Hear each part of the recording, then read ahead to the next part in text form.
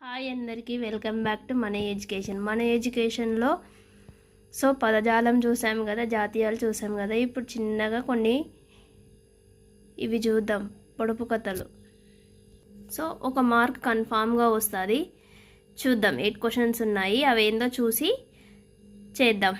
అడవిలో అక్కమ్మ అసుబోసింది పొడుపు కథను విప్పగా. అంటే అడవిలో అక్కమ్మ ఆసుబోసింది అంటే ఏమంటారు అంటే సాలీడు, అంటే ఆ సాలీడు అని అర్థం. చుట్టమై చూడవై వస్తే దయ్యమై పట్టింది అని అంటే చుట్టమై చూడవస్తే దయ్యమై పట్టింది అంటే ఏమంటారు అని అంటే అద్దం. అంటే అద్దం ముందల చాలాసేపు కూర్చుంటాం కదా, అలాగా. అందని వస్త్రంలో అన్నీ వడియాలే అంటే అందని వస్త్రంలో అన్నీ వడియాలే అంటే ఏంటంటే నక్షత్రాలు. అంటే ఆకాశం అందదు కాబట్టి నక్షత్రాలు చాలా బాగుంటాయి కదా, అవి పట్టుకోలేము కాబట్టి ఆన్సర్ వచ్చేసి నక్షత్రాలు. అంగట్లో కొంటారు, ముందర పెట్టుకొని ఏడుస్తారు, ఏంటది అని అంటే అంగట్లో కొంటామంటే ఉల్లిపాయలు కోస్తూ ఉంటే కళ్ళ నుంచి నీళ్ళు వస్తాయి కదా. అంగట్లో కొంటాం, ముందర పెట్టుకుంటే ఏడుస్తారని ఉల్లిపాయలని అంటాం.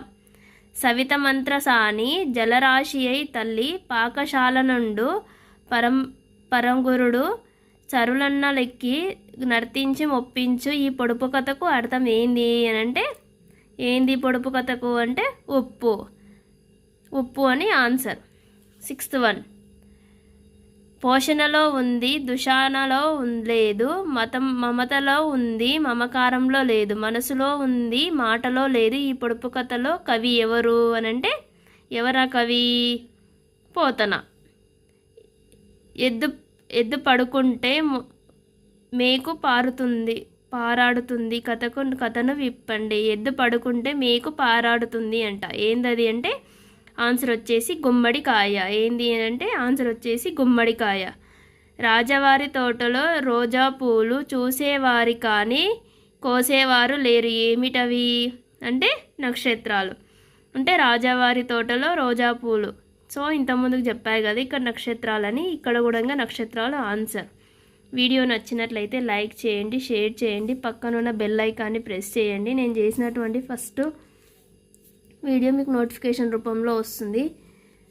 ఇలాగనే సపోర్ట్ చేస్తూ ఉండండి. Thank you all.